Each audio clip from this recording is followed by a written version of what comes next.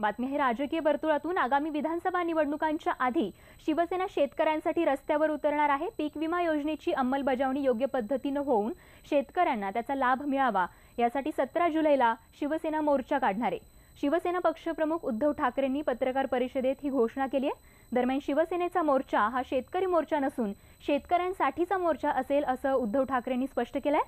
BKC मधील विमा कंपनीच्या मुख्यालयावर शिवसेनेचा हा महामोर्चा या ठिकाणी काढण्यात येणार आहे।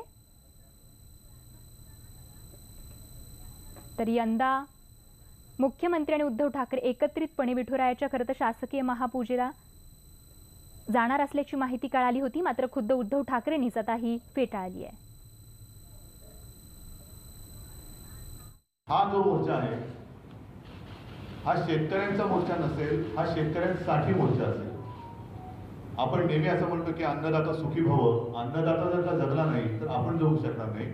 आणि त्याचे जे काही आपल्यावरती ऋण आहे हे ऋण व्यक्त करण्यासाठी मुंबईमध्ये शिवसेना हा विषय हातामध्ये घेत आहे।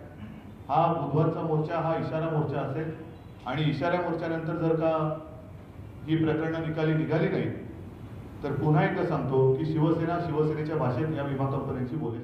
पुलाला तडे गेल्याचा मेसेज, फोटो आणि व्हिडिओ मोठ्या प्रमाणात व्हायरल होत आहेत। पुण्यातल्या उड्डाण पुलाला तडे गेल्याचा दावा केला जातोय आणि म्हणूनच न्यूज 18 लोकमतनं त्या व्हायरल मेसेज आणि व्हिडिओ पाठीमागचं फॅक्ट शोधून काढण्याचा प्रयत्न केलाय। बघूयात यावरीलच आमचा हा स्पेशल रिपोर्ट।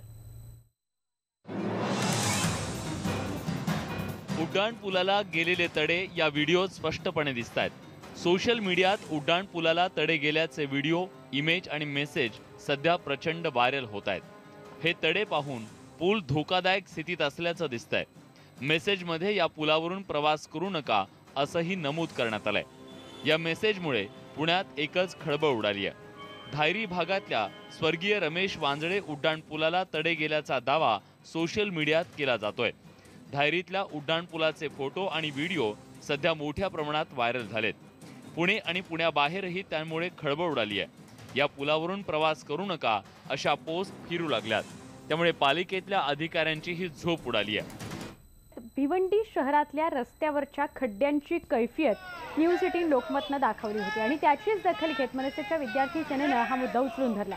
नारपोली परिसरामध्ये खड्ड्यात थांबून मनसेनं निषेधाच्या घोषणा देत आंदोलन केलेलं आहे। दरम्यान रस्त्यावरच्या आंदोलनामुळे वाहतूक कोंडी झाल्यानं नारपोली पोलीस 20 कार्यकर्त्यांना ताब्यात घेतलं। 2 तासांनी त्यांना सोडूनही दिलं गेलं। तसंच पालिकेकडून इथले रस्ते बुजवण्याचं आश्वासनही देण्यात आलेलं आहे।